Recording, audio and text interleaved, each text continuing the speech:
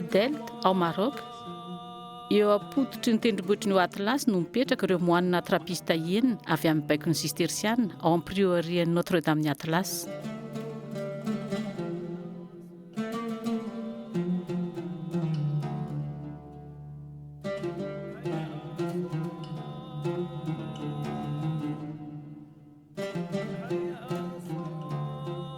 Manohy ao ny antso ny aina ny tao Tibérine tao Algérie izy ireo. Miaina ny fiainam-baovao sy misokatra amin'ny fionana amin'ireo silamo.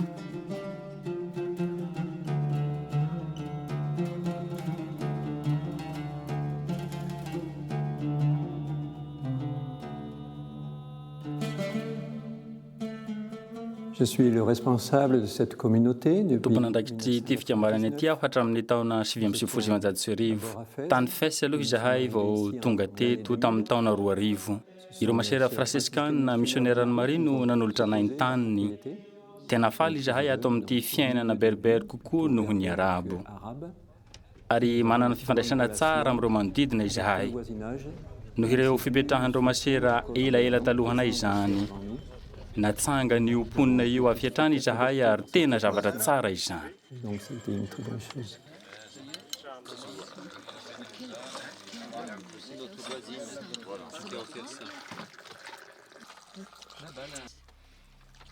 Moapena Jean-Pierre Choumarera 5 taona no soja be amin'ny fikambanana. Izy no vavolombelona voelona farany ny fikambanana monastika tao Tibérine izay tafatsoaka niaraka tamin'ny Frère Amédée tamin'ny fakana-keriny sy famonoana ireo fito tamin'ireo rahalahy ny taona 1970. Luc, Christian, Christophe, Bruno, Michel, Célestin ary koa i Paul.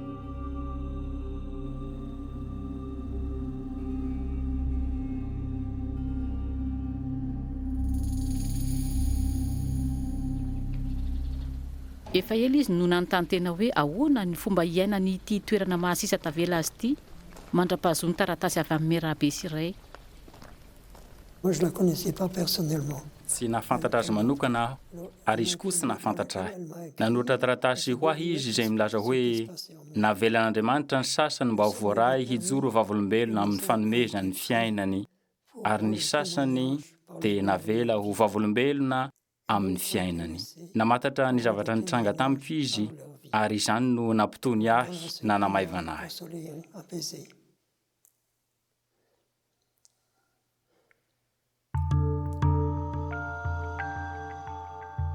Nipetraka tao Tibérine nandritra ny 30 taona mahery Moapera Jean-Pierre ka nandray anjara tamin'ny dingana fanapahan-kevitry ny fiaina fikambanana izy.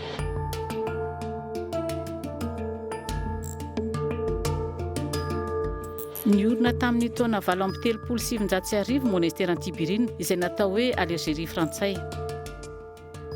Tamin'ny fandroavan-tenan'ny firenena tamin'ny 1270 niova hatramin'ny fotony ny fiainan'ny abbaye. Nandalo 570 ka hatramin'ny 410 hektara ny toeram-pambolena izay 8 no afaka nambolena. Efa lasa vitsikely ireo rejo ka mety hikatona amin'ny monastera. Ary tao amin'io toe-zavatra io no tonga Moapera Jean-Pierre. Je suis arrivé donc en 1960. Ny 7 septambra taona 1770 natongavako teto. Nahita ireo Moapera nihira ireo kompli aho. 3 izy ireo. Fa ny sasany efa niala ny monastera sy nandeha any amin'ny fikambanana hafa satria efa tapaka ny hevitra fa ho hidina ny monastera.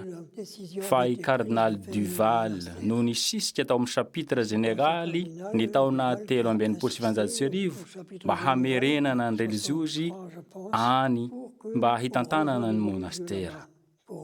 Naniry izy mba hijanonana izy ireo. Ary lasa naka fomba vaovao ny fiangonana tany. Taloha natao ho an'ny Europeana izy amin'ny akamaroan'ny fotoana, nefa tiany ho fiangona ny Algériana rehetra izy, na inona finoany, na inona fiaviany, ary nanana ny toerany ny monastera tao. Le monastère avait sa place là-dedans. La communauté de Tibérine a toujours été un défi fanamby maharitry ny permanent. fiombonana foana ny fikambanana Tiberina hatramin'ny fiforonany. Communauté qui a été Fikambanana izay marquée par voamariky ny tsy la fandriam-pahalemana sy ny précarité fahalemena et sasatsasany, une certaine faiblesse. izay niaina endrika fanavaozana taorian'ny ady ho an'ny fahaleovan-tena. Après le Miaraka amin'ny fahatongavan'ny vondrona voalohany frera tamin'ny taona 80, ary tonga ihany koa ny vondron'ireo frera faharoa tamin'ny taona 20, un deuxième groupe izay de frères nifanaraka arrivé tamin'ny dans les années fifidianana 80. ny mon père Ces Christian de concomitants Chergé, du Père Christian de toy ny Chergé comme mpivavaka, prieur, izay nanabe ireo rahalahiny amin'ny alalan'ny karismany charisme ao amin'io propre, fiombonana de faire io grandir ses frères sy dans ao amin'ny cette fahatongavan-tsaina communion et dans fa cette tsy nosy ny conscience que le monastera monastère n'était pas fa nampidiriny teo anivon'ny tanàna et inséré eo au amin'ny milieu d'un fonimponina. village, au cœur d'une population.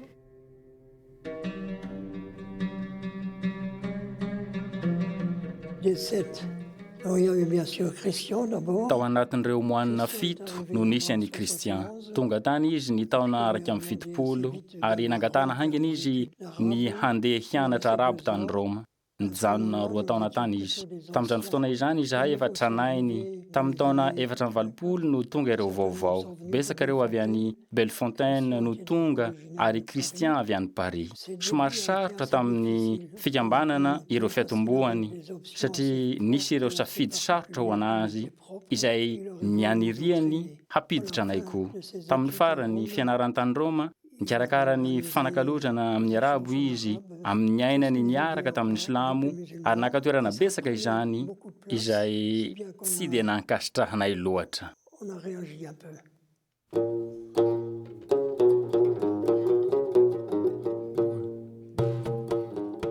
Nivoatra ny fikambanana ka nirona amin'ny fifampiresahana am-panahy miaraka amin'ny fianana Islamo. Ny fianana niaraka tamin'ny Islamo izay miahita taratra amin'ny famoronana Ribat et Salam, ilay roy ny fihavanana. Nanomboka tamin'ny fihaonana tsy ara-potoana izany miaraka amin'ny mpikambana ao amin'ny confrérie Sophie ao anatin'ny tanàna akaiky ny Médéa.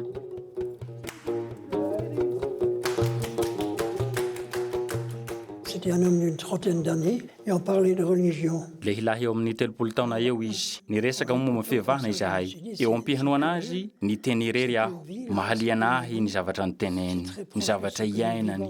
Tena mifanakaiky amin'ny ainanay ao monastera izany. Ohatra niresaka momba ny fijaliana izy. Ny fijaliana rehefa iainana tsara dia manadio ny fo. Manome ohatra momba ny oliva izy, ny tanin'ny oliva. Mandalo amin'ny fanapotserana izy ireo mba ho torotoro. Avy eo ao anatin'ny fiksoam-bary izay hivoahany menaka. Io no sarin'ny fijaliana rehefa iainana tsara. Io no sarin'ny la croix. C'est bien vécu. C'est la croix. Hein?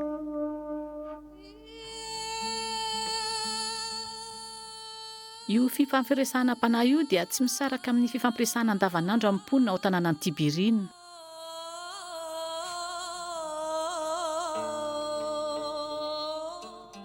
Il aime l'Algérie. Tena tsy nafoen'ny Algérie ary sakaizany mahantra ireo.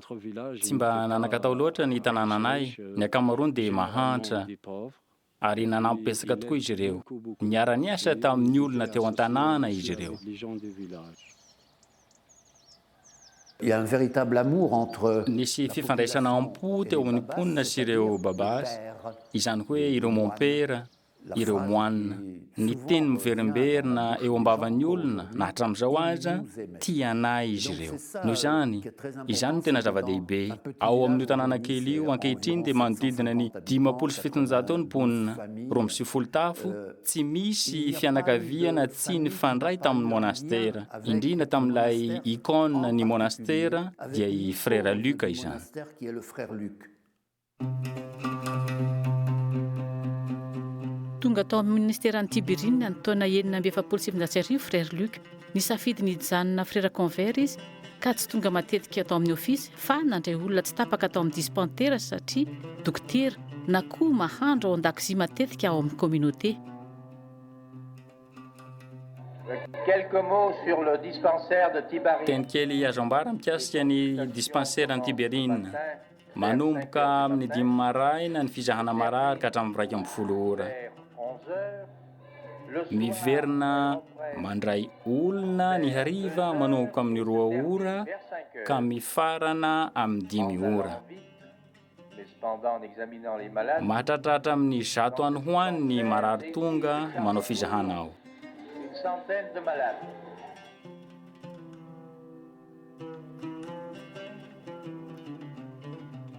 D'après les registres araka ny boky firaketana hitanay tao anatin'ny 10 taona ny aina tao Algérie, vinavinaina ho eo amin'ny 100 ka hatramin'ny 10,000 sienina hetsy eo ny isan'ny marary izay notsaboiny. Izay toeram-pitsaboina kely lavitra andriana tsy tamina hopitaly manara-penitra tao Alger akory. Ary frera Liko dia sady nitsabo ny fiaina itaina ny vatana fa tsy adinony koa ny fanahy. Pitahiry ny manahira-tsaina ny olona avy amin'ny vazatany maro sy ny lafim-piainana rehetra. et de toutes conditions sociales.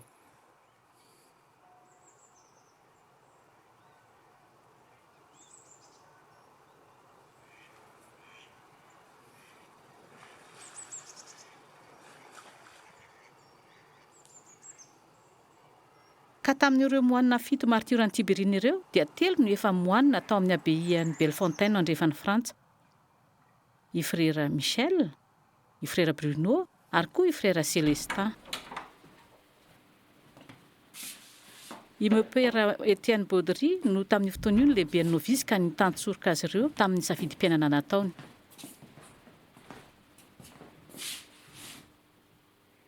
La semaine la plus significative herinandro tena manandanja indrindra tamin'ny fandehanan'izy ireo satria tsy manam-paharoa tamin'ny mahamoanina dia ilay herinandro voalohany amin'ny volana aprily 1790. Frera 3 nilaza ny fahatsapany ny antso any Tibérine, ny talata i Michel, i Célestin ny alarobia ary Bruno ny zoma. Rehefa tafavoaka ny varavarany biraoka i frera Bruno le Marchand dia gaga hiany aho. Ireo frera ireo tsy mifampiresaka na oviana satria tamin'izany taona izany taona 20 dia tsy mahazo mifampiresaka mandritra ny novisia. Dia hoy aho hoe inona nefa no lazain'ny fikambanana raha nandrefa misy frera novice 3 mihevitra handeha any Algérie. Mino aho fa tao anatin'ny filan-kevitra rehefa niady hevitra izahay rehefa nanao tatitra aho tamin'ny manoloana ny filan-kevitry ny abe lehibe ny toerana. Dia hoy ilay mpitany soratra tao anaty tatitra misy hadalana mandalo amin'ireo mpiofana novisia.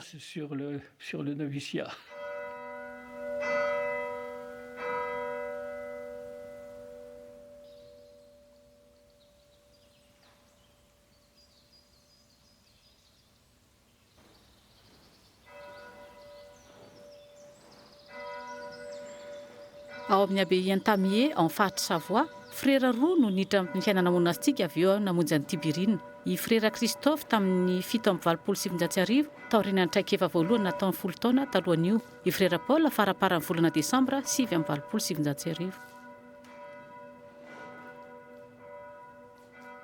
De nous manifester ton amour de Père par ce repas que nous allons partager en ta présence. I frera Didier no mpandray olona amin'izay mivahiny. Niaraka nanao novise tamin'ny frera Christophe izy ka lasa mpinamana be izy roa lahy taty eo aoriana. Jésus le Christ, notre Seigneur.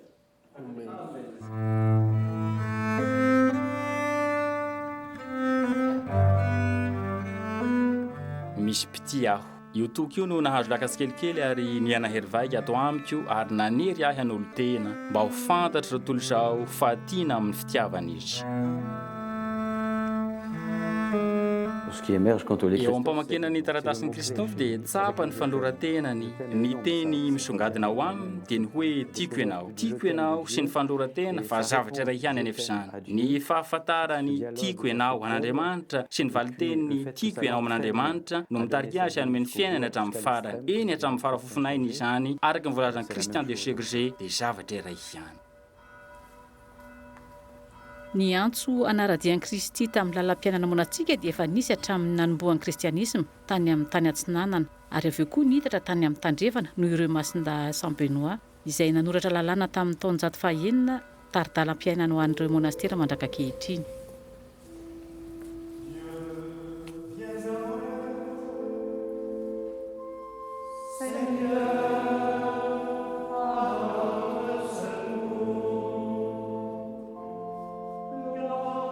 ireo moanina simonialy sistersiana teraka tanatin'ny fihanovana nisy to tamin'ny 7 dia miara-miana ny fikambanana izay eo ambany fitantanany abe ka manao voadin'ny fanekena fibebam-piainana ary voady ho maro toerana tsara. Ny fiainana dia miaina amin'ny tokotelo mavesa-danja, ny vavaka, ny fiainam-piralahiana ary ny asa andavanandro. L'appel à la vie monastique. Ny antso amin'ny fiainana monastika ao amin'ny fikambanana sistersiana trappiste dia antso mahery vaika satria maka fanapahan-kevitra hiataka amin'izao tontolo izao. Fanapahan-kevitra hiataka izay manome vahana ny fitokana monina, ny fahanginana, mitondra amin'ny famelana an'i Kristy hiaina sy hiresaka ao anatinao. Et parler en nous.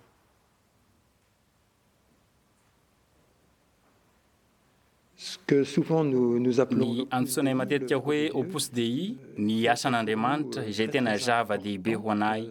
Io asan'Andriamanitra io dia vavaka liturjika efaina isan'andro amin'ny fotoana maro amin'ny tontolo andro. Tena zava-dehibe ka mangataka amin'ireo moan'ny masondahy Benoit mba tsy hanakalo zavatra hafa io asan'Andriamanitra io. Entina ilazana fa io no voalohany vaindohan-draharaha ary tantsoroky ny fiainana monastika. dans la vie monastique.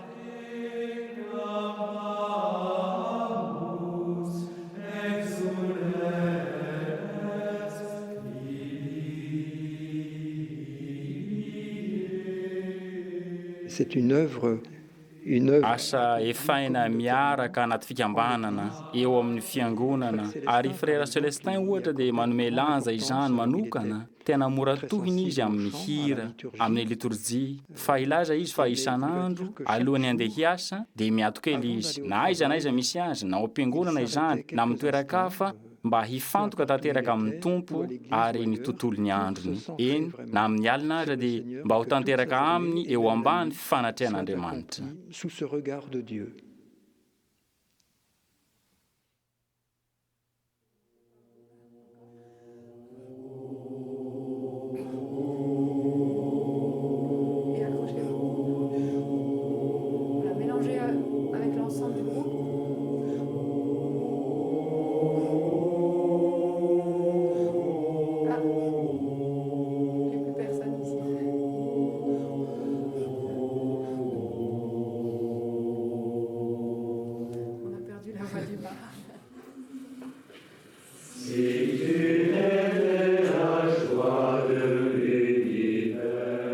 Une grande joie à Tamier, c'est de pouvoir Hafaniana lehibe ho an'ny Tamier ny fahafahana mideran'Andriamanitra amin'ny hira any am-piangonana miaraka amin'ny rahalahy. Manohy mihaino azy, efa mihaino azy ihany amin'ny alalan'ny salamo, fa ao koa amin'ny alalan'ny vaky-teny manokana samy rera antsoina hoe Lectio Divina. on appelle la Lectio Divina.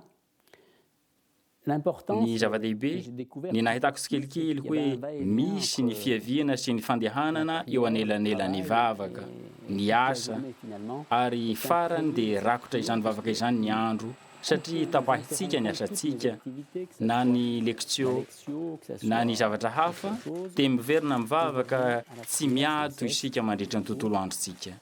Tsikelikely, ny fosika dia lasa fiangonana ao an-tokantrano fonena an'Andriamanitra. Une demeure de Dieu.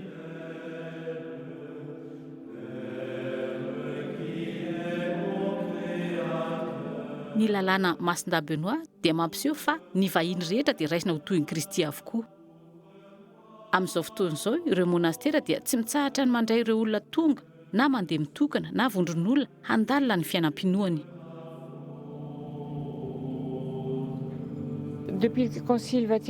Hatramin'ny Konsily Vatikana faharoa nangataka ny fiangonana mba hisokafana bebe kokoa ny monastera mba hizarana amin'ny olona maro ny traikefan'ny fiainam-panahiny izay iainanay ao amin'ny fikambanana mba ahafahan'ny olona hafa marararoatra ampahafantarina ireo vahiny izay rehetra tonga ao amin'ny abbaye. Ireo vahiny ireo dia asaina mba hiaina araka izay vitany ireo fandaharan'oran'ny fiainana monastika, ora izay feno fahendrena tokoa, tsy miovaova ka mitondra fiadanana.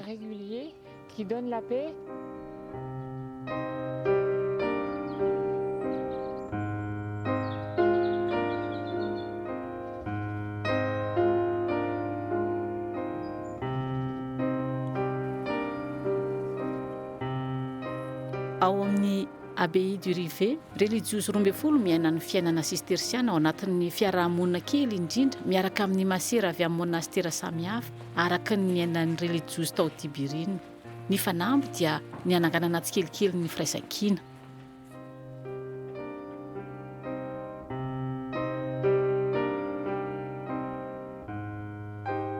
L'office, c'est un lieu d'unification. Koa ny ofisy ary dia toerana iray iombonana, mampiombona ary tsy zava-poana ny mivory impito isan'andro, manapaka ny zavatra izay ataonao ianao ary miona amin'ny hafa ary samy mitovy fahavononana ka hanao fiderana mba hivavaka. Mino fa tena manefy tokoa ny fiarahamonina ny mivory matetika amin'ny alalan'ny vavaka ifampizarana.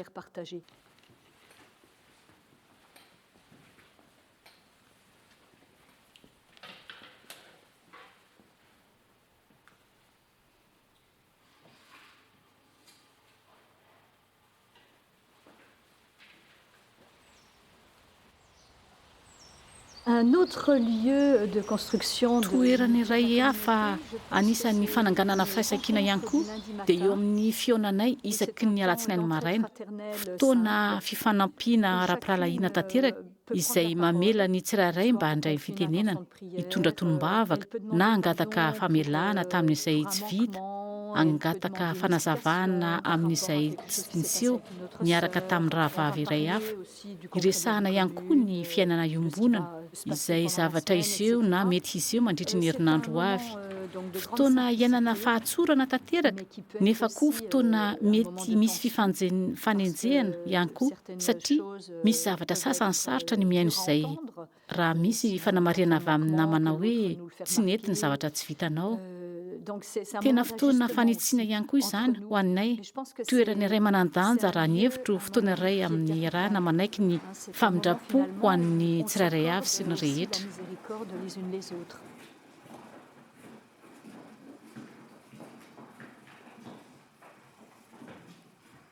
Dans l'expérience des frères de Tibérine, koa tao anatin'ny traikefan'ny rahalahy tao Tibirine, araka ny fahitako azy, ny tena nanohina mihitsy dia ny fifanekena amin'ny maha izy azy ireo tsirairay avy. Mino aho fa niezaka napetraky ny tsirairay hiaina toy ny mpirahalahy miombona ao anatin'ny fiantrana. Mino aho fa nitondra vokatra lehibe izany ho an'ny mponina algérienne.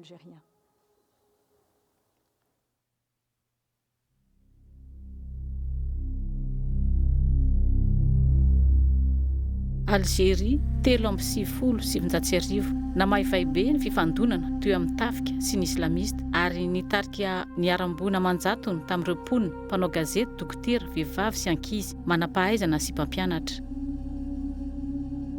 Koa dia nitondram-bavaka ny zavaniseho teo amin'ny firenena ny frera ary nanolotra ihany koa ny fiaina noho izany. Le jour de la Pentecôte, ny andron'ny Pentekoty 770, frère Michel nanohatra lahatsoratra izay afaka raisina ho karazana anso ny fanahy masina ho azy. Fa koa ho an'ny zavatra rehetra niseho teo anelanelan'ny Pentekoty 770 sy ny fanesorana tamin'ny aliny 9 sy ny 17 marsa 970. Tena antso ho an'ny fanahy masina izany eto. Araka ny fanao amin'ny Eucharistie, mialohan'ny fanamasinana ny mofo sy ny divay. la consécration.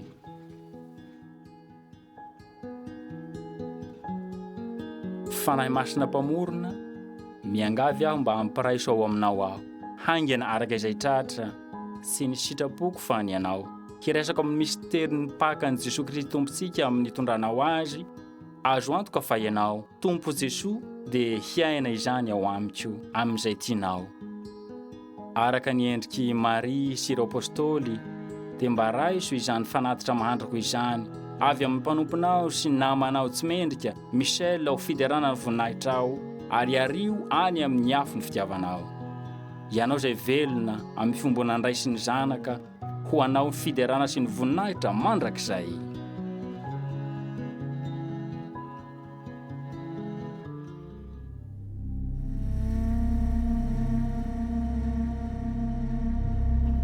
Desambra 770, ireo fikambanana islamista mitondra fiadiana GIA dia nampiatra ny fiampitandremana nataon'izy ireo mba hamonoa ny vahiny izay tsy mbola miala teo amin'ny firenena.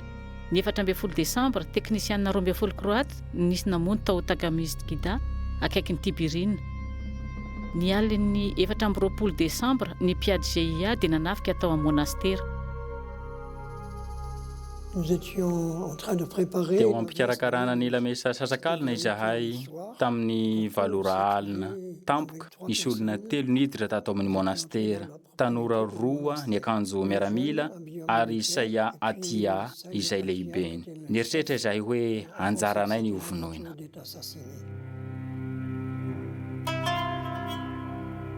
Christian de Chezé dia niresaka tamin'ny Isaia Atia tsy namela azy hiditra miaraka amin'ny fiadiana tao monastera izay toeran'ny fiadanana. Ny tantara io fiainan'io izy izay lasa hetsika manantatra lehibe ho azy sy ny fikambanana. À mes yeux, il était désarmé. Teo imasoko tsy nanana fiadiana izy. Tena nifanatrika izahay. Nitaky fepetra 3 izy ary afaka nolaviko ny 3 koa izany na tsy araka nangatahany. Nilaza izy hoe tsy manana safidy ianareo. Nilaza hoe eny manana safidy aho. Izaho sady mpiambina ireo rahalahiko fa koa mpiambina ireo rahalahiko eo anoloko io koa aho.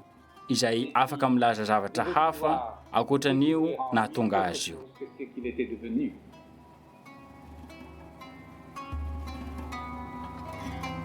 Et ce qui est assez frappant, c'est qu'il y a eu... Ny tena nanahitra dia ny fiovana nisy marina teo amin'ny Christian de Chezé taoriana ny famangiana voalohany GIA ny aliny Noely 3 io.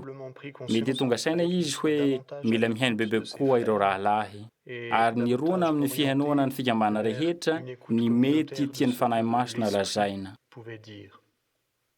Maro tokoa ny fihaonany fikambanana ary tena nihaino ny rahalahy izy. Ny rahalahy rehetra koa tena ny fampihaino. Ny Christian dia nanontany anay na te-hijanona izahay na handeha. Nisy fifidianana niaraka tamin'ny tsangatanana. Tsy nisy nanangatanana fa be kosa ny fampiresahana. Tadidiko ny iray nilaza tamiko hoe aty isika toy ny mpiandry-ondry tsara. Mitsoaka ve ny mpiandry-ondry tsara rehefa tandin-doza ny ondriny? Andeha hiafina ve izy dia avelany ao ny olony? Izany ny fomba nizoran'ny fifampizarana tao. Noho ny farany, Christian laza hoe mbola tsy matoy izany. Nila ny firaisan-kevitry ny rehetra izy, na avy amin'ny andany na avy amin'ny ankilany. Ny natao anatin'ny fikambanana izahay, dia nilaza izy hoe hiverenantsika miaraka iny. Teo anelanelan'izay, no raisiny tsirairay tao amin'ny baraony izahay mba ahafahany tsirairay milaza ny tsapany satria rehefa miaraka mety sarotra amin'ny tsirairay ny milaza izay tsapany marina. Mety menatra ny hafa ihany koa. Noho ny tamin'ny firesahana faharoa dia nanangatana daholo ny rehetra, nisy menatra ihany fa nanangana daholo ny rehetra, tapaka fa hijanona izahay.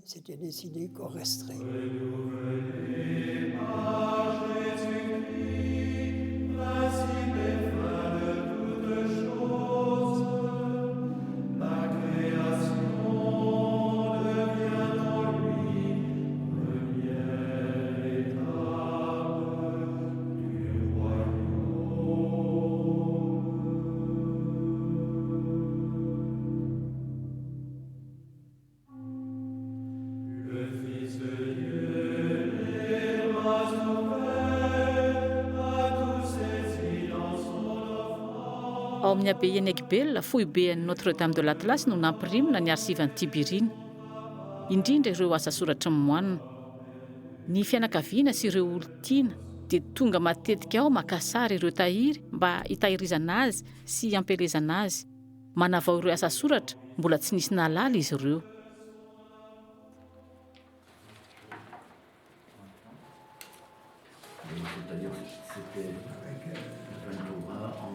Parmi les découvertes qu'on a fait également, anisan'ny zavaboary hitako dia antonta taratasy tolombavaka nataon'ireo moanina nandritra ny ofisy 7 isan'andro raha kely indrindra.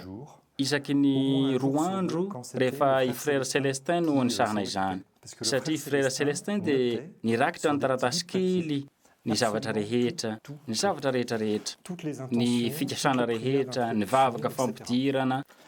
Nanana io izahay impito isan'andro teo anelanelan'ny 4 ka hatramin'ny 9 indray andro tonga teo mitony bavaka farany izahay tena fisy farany amin'ny andro farany fisy kely indrindra ho an'ny ofisy hariva alohan'ny atory ny talata 9 mars 1976 ny vankiteny dia tao amin'ny joany arahany tonombavaka nisy tonombavaka 3 ary taorian'ny tonombavaka farany ny farana ny andro andeha atory miaraka amin'ny arahabany Maria ary ny tonombavaka fahatelo vakiko aminareo.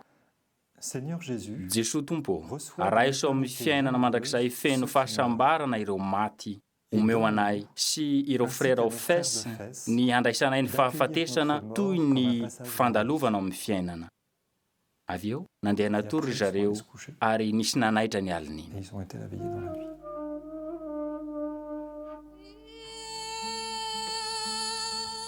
Ny alin'ny 9 ifo 7 mars 1977 moanina 7 tao amin'ny fikambanana no nisy nakankeriny.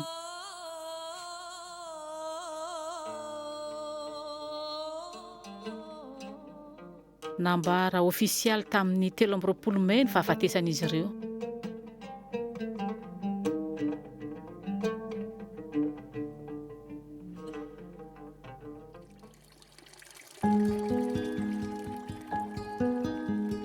Koa ankehitriny ao Tibirina, fitsidika amin'ny manjatony maro ny silamo tonga isan-kerinandro mizaha ny toerana sy mivavaka eo amin'ny fasan'ny moanina.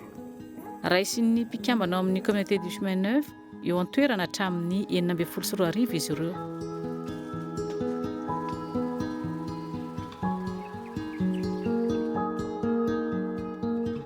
Ireo moanina tao Tibirina dia natsangana olo-tsambatra tao Oran tamin'ny 20 Desambra 7 miaraka tamin'ny religiosy 12 hafa izay nisafidy hijanona tao Algérie ho fitiavana ireo mponina ny firenena.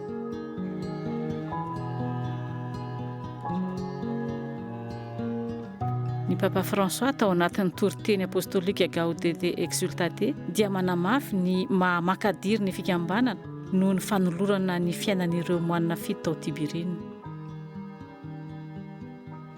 Ny fahamasinana dia lalam-piaina ny fiombonana izay atao tsy roaroa. Toy izany no hitarafana ireny fikambanana masina ireny.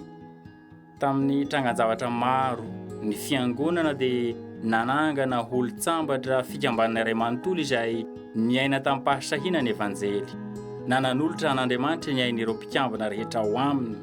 Tadidio tsara ihany koa ireo fijoroana vavolombelona vao haingan'ireo moanina trapista tao Tibirina ao Algérie izay niombana miaraka ho martiry.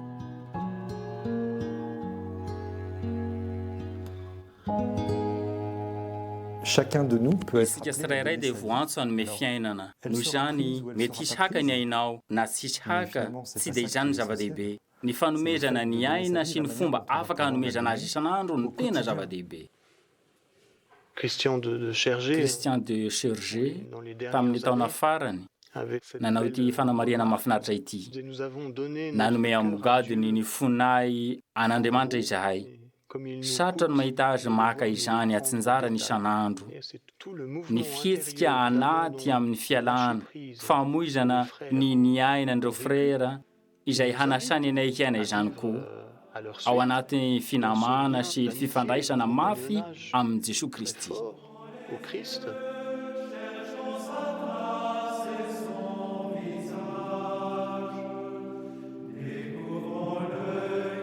Teraka ny fanatenana izay mitranga amiko. Nanomboka niaraka taminao zavatra rehetra. Lasa ny omaly malalaka ninio. Efa miseho tsikelikely ny hoavy ny hazavana. Ny fitovizanao no manitonahy. Tao anatin'ny pakanao aho no niditra ary nanaikiana tanteraka ny fiainanao. Ny fisangananao ho velona mahafeno ahy. Amin'ny alalanao no mihavao ny fanomezana ary mihelona avokoa ny zavatra rehetra.